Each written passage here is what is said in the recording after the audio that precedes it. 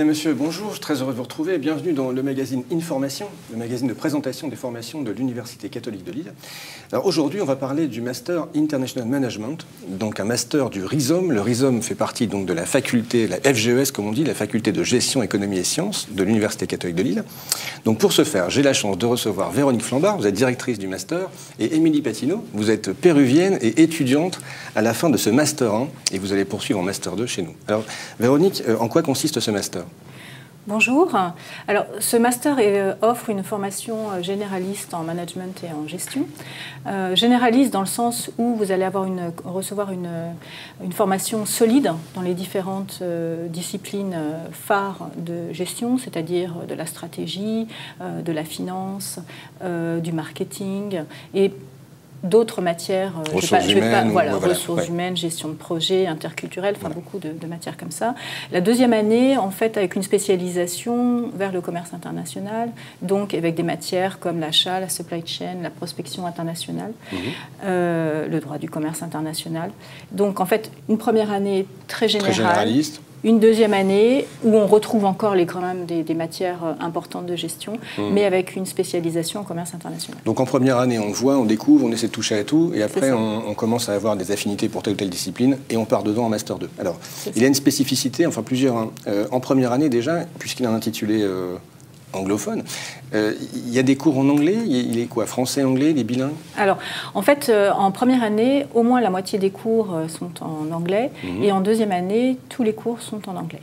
D'accord. Alors, en fait, en première année, on a aussi des cours de langue pour vraiment... remettre à niveau, renforcer... Voilà, en fait, on demande quand même aux étudiants d'arriver avec un niveau B2, ce qui leur permet justement d'avoir une maîtrise de la langue, mais effectivement de s'améliorer encore, et d'avoir la moitié de leurs cours en anglais pour vraiment que ça fasse partie de leur quotidien, aussi bien l'interculturel avec les profs étrangers, des étudiants de différents pays, et des cours en langue étrangère. Et en deuxième année, on est 100% anglais. Et en deuxième année, il n'y a pas que des cours 100% en anglais. Il est en alternance. Ça veut dire qu'on est à la fois en formation et en entreprise. C'est ça.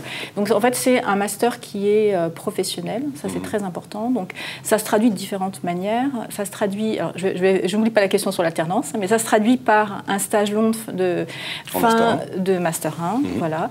Ça se traduit par des partages d'expériences, par des études de cas qui sont réalisées sur les deux années. Ça se traduit par des modes projet.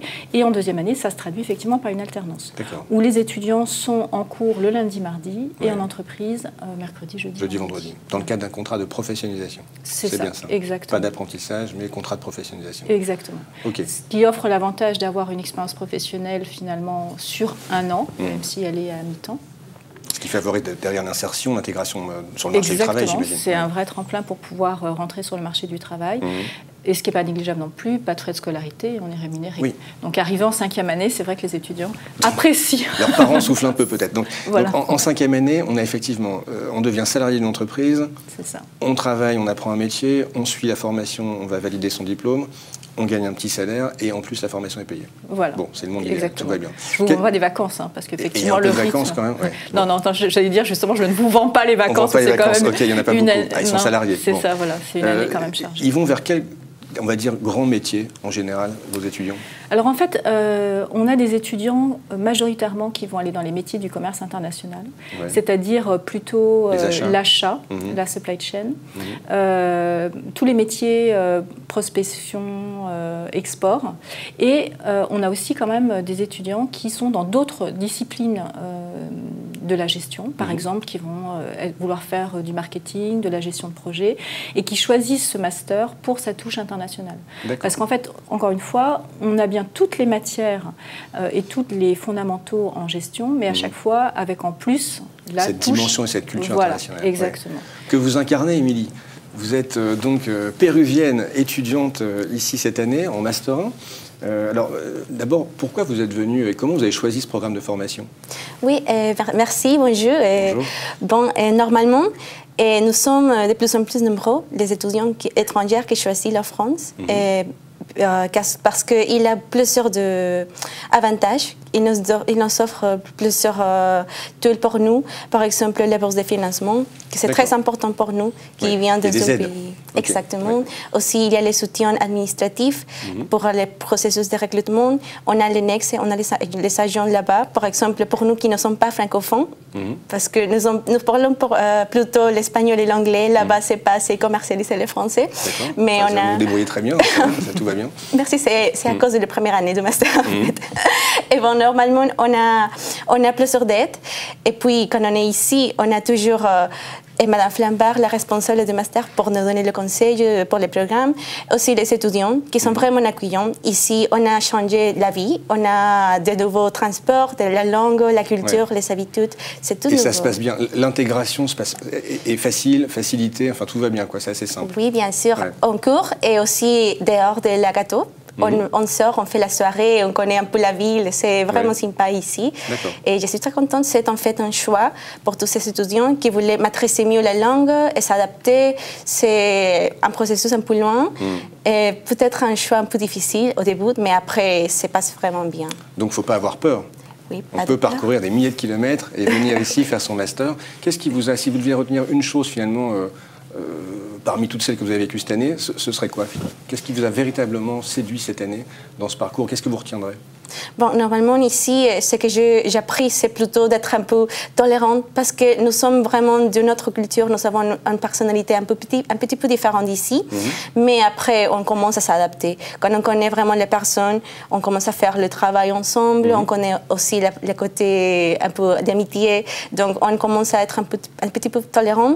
Et puis, quand on est dans les périodes de stage, comme on fait dans les premières années et dans les derniers 4 mois, on est vraiment forcé à connaître un petit peu des autres. Et en fait, dans l'entreprise. Dans l'entreprise, un peu de côté de travail. Et moi, j'étais très contente parce que dans mon stage, j'ai fait un peu de contact avec les clients internationaux. Donc, je maîtrise aussi l'anglais. Oui. Vous avez retrouvé cette dimension-là aussi. Exactement. C'est un programme qui accueille combien d'étudiants? Master 1, Master 2? Les promos en général sont constitués de combien de personnes? On accueille des petites promos, 15-20 étudiants. D'accord. Parce que par année? Alors par année, c'est-à-dire en M1 et en M2. Pourquoi? Parce qu'en fait, on veut avoir des promotions à taille humaine, déjà avec des étudiants qui sont à l'aise en langue étrangère. Ce sont aussi des cours qui attirent beaucoup d'étudiants Erasmus. Pour pouvoir envoyer nos étudiants, c'est vrai qu'on n'en a pas parlé, mais pour pouvoir envoyer nos étudiants à l'étranger qui le souhaitent, notamment dans le cadre du Master 1 ou du Master 2, en fait, effectivement, il faut que nous, on puisse accueillir. Bien sûr. Exactement. Et donc, c'est aussi une richesse, de toute façon, pour les étudiants du Master. Donc, on a toujours pas mal d'Erasmus qui suivent ces cours-là. D'accord. Et puis, on a certains cours communs avec d'autres masters. Oui, parce que le Rhizome, c'est grand. Hein. Il y a d'autres masters, il y a des connexions naturelles avec les autres programmes de formation. Exactement. Et ça, c'est je veux dire, un des piliers du Rhizome. En fait, l'idée, c'était de favoriser aussi l'interdisciplinaire. Donc ça, on peut le réaliser en fait, à travers certains cours qui sont donnés en français et avec un projet qu'ils doivent réaliser entre étudiants de différents masters sur l'année, en fait, entre septembre et mars. Et puis, avec des activités de team building et un business game. Un business game, voilà qui est en général bien apprécié. Ça marche bien, ça.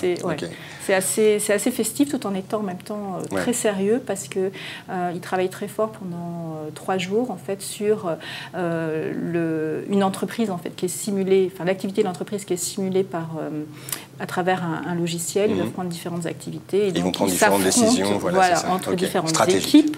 Voilà. Bon, super, ça a l'air passionnant. Vous avez vécu, j'imagine, une année extraordinaire.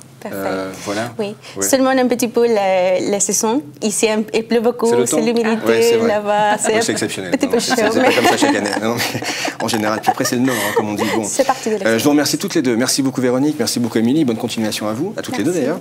Merci. Merci à vous de nous avoir suivis. Et puis à bientôt sur les ondes de Information. Merci, à très bientôt.